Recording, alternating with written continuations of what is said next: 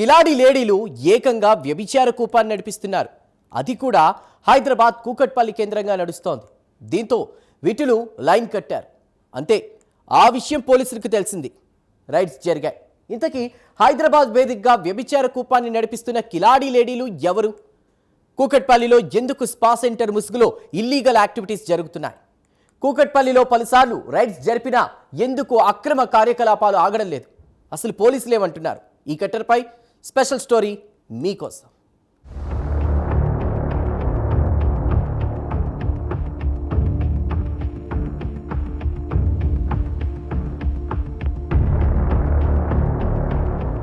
Spa centre ఈ పేరు చూసి పైపైన ఏదో మసాజ్ సెంటర్ అనుకుంటారు, కానీ అది కాదు.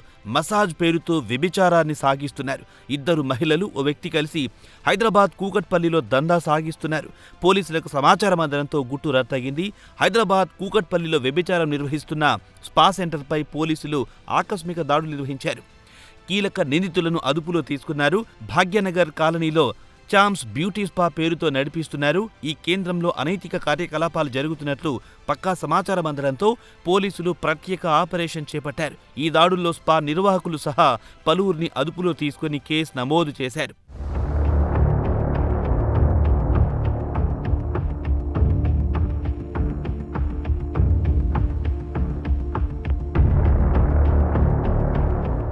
సాధారణ బ్యూటీ స్పా పేరిట అనుమతులు తీసుకుని లోపల వ్యభిచారం నిర్వహిస్తున్నట్టు గుర్తించారు. కస్టమర్లను ప్రధానంగా ఆన్లైన్ ద్వారా సంప్రదించి అనైతిక కార్యకలాపాలు నిర్వహిస్తున్నట్లు విచారణలో బయటపడింది. ఈ వ్యవహారం వెనుక ఓ నెట్వర్క్ పనిచేస్తున్నట్లు పోలీసులు గుర్తించారు. నగరంలోని పలు ప్రాంతాల నుంచి కస్టమర్లు ఈ స్పాకు వస్తున్నట్లు ప్రాథమిక దర్యాప్తులో తెలిసింది. నిన్న సాయంత్రం మాకు 7 గంటలకి భాగ్యనగర్ కాలనీలో ఒక స్పాలో ఇల్లీగల్ యాక్టివిటీ నడుతున్న సమాచారం వచ్చింది. ఆ సమాచారం మేరకు anti human trafficking Cyberabad team plus Kukatpally police కంబైన్డ్గా రైడ్ చేయడం జరిగింది. అక్కడికి వెళ్తే చామ్ బ్యూటీ స్పా అని ఒక పేరు ఉంది. దాంట్లోకి వెళ్ళి రైడ్ చేస్తే అందులో ఒక 10 మంది ఉన్నారు. వాళ్ళలో రిసెప్షన్లో ఉన్న 3 ఎంక్వైరీ చేస్తే దివ్య అని ఒక లేడీ తన ఓన్గా స్పా అని పేరుతోటి ఒక సెలూన్లా ఓపెన్ చేసి స్పా పర్మిషన్ తీసుకుని ఆమె కస్టమర్లను తీసుకుని వచ్చి అందరికీ ఆన్లైన్లో కాంటాక్ట్ చేసి వాళ్ళతోటి ఇక్కడికి వచ్చిన కస్టమర్లతోటి ఈ కస్టమర్లతోటి ప్రాస్టిట్యూషన్ చేపిస్తుంది. తీసుకొచ్చిన వాళ్ళందరితో కూడా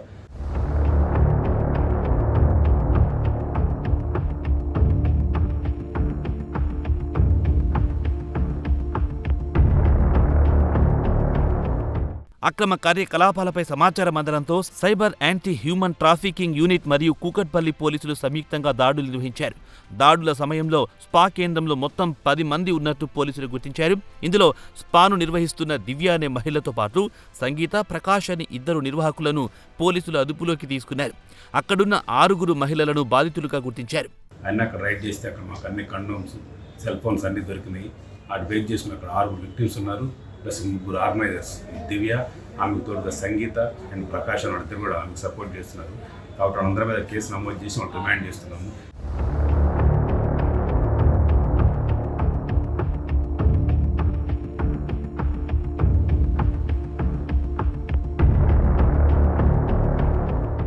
ఏడుగురు విటులను కూడా పోలీసులు అదుపులో తీసుకుని పోలీస్ స్టేషన్కు తరలించారు. స్పా కేంద్రాన్ని తనిఖీ చేసిన సమయంలో వ్యభిచారం నిర్వహిస్తున్నట్లు స్పష్టమైందని సిఐ సుబ్బారావు తెలిపారు.